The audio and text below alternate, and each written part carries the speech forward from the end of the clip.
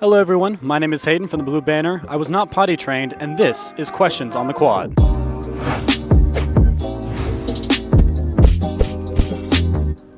If animals could talk, which would be the rudest? I believe wasps. I'm gonna say a cat. Probably an ostrich. I feel like a sloth would be the rudest because you wouldn't expect it to be rude. I think like a howler monkey. Which animal would be the rudest? Honey badger. Honey badger? Absolutely, because they're very scary, they're very tiny, and tiny, scary people are always the rudest. Okay, I agree. So chihuahuas would be up there. Oh, absolutely. If animals could talk, which one would be the rudest? Parrots. Oh, okay. Next, I wanted to ask if you have any crazy date stories. I do, actually. I lived in Greensboro for a while, and I went on a date with this guy, and he brought his guitar with him because he was a guitar major at my school. We were on Tate Street, I believe.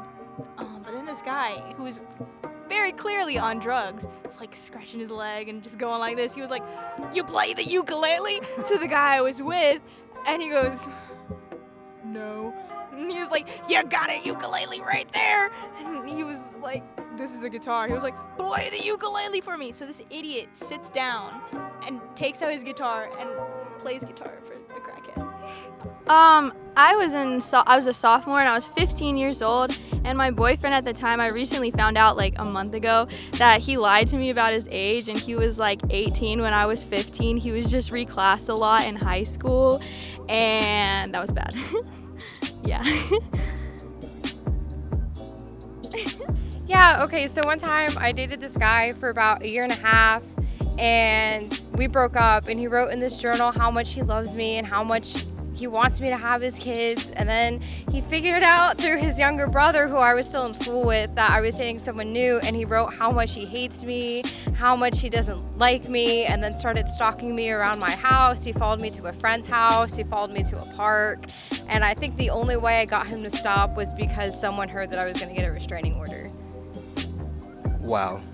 I'd say probably the craziest sex story I have was this girl I dated back in high school. She would like lie to me on her Snapchat, and like she made a fake Snapchat account to be her ex, and she would just totally rip on me, talk mad shit, and found out about that. We're not together anymore. What are some crazy first date stories you've been on? Yeah, that's crazy. What's the weirdest lie you were ever told as a kid? When I was younger, my parents told me that the car wouldn't start if I didn't put my seatbelt on. When I was about 7, my best friend Carly told me that crunchy peanut butter only became smooth peanut butter. Like, the only reason that there were two was because children in Africa chewed up the crunchy peanut butter until it was smooth and then spit it into jars. And then to get back at her, I told her that oranges were manufactured, and she didn't believe me, and I believed her for about 7 years. As a kid, I used to be very neurotic, so I'd eat my hair. And my parents used to tell me that hair would grow inside my stomach and would come out my mouth, and I'd like have hair just emerging like Rapunzel from my mouth. What are some crazy stories from when you were abroad? So, me and my friends had a night out. We were in Ireland over the past summer, and we were in the city of Cork, and we were walking down the street at like 2 in the morning, and we were just yelling at the top of our lungs, Billy Joel. And as we're singing, we just hear this loud moo just like interrupt our singing, and we look over, and then there's like a bunch more moos coming from the side, and we woke up an entire truck of cows in the middle of the night in the middle of downtown Cork, and people started running outside and screaming telling us to stop. And they were like, but then one of our this girl in our group was like trying to like comfort them. Was like, no, it's okay, it's okay. I went to Canada once and got lost on a mountain. That was pretty fun. With my dad for over 8 hours. It's kind of scary. How'd that happen? We lost our map, and we had no service, so that was kind of fun. So how many chickens would it take to kill an elephant? A few dozen, I imagine. I'm thinking like 500,000. Like, elephants are pretty big. It depends on how big of an asshole the elephant was and how angry the chickens were. Let me do some math. Do you want a calculator? Yeah, hold on. Let me just carry the 3. That's about 350.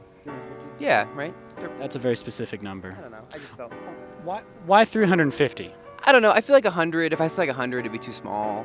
If I said like 500, that's just ridiculous. Like I feel like 350 is like a good middle ground number.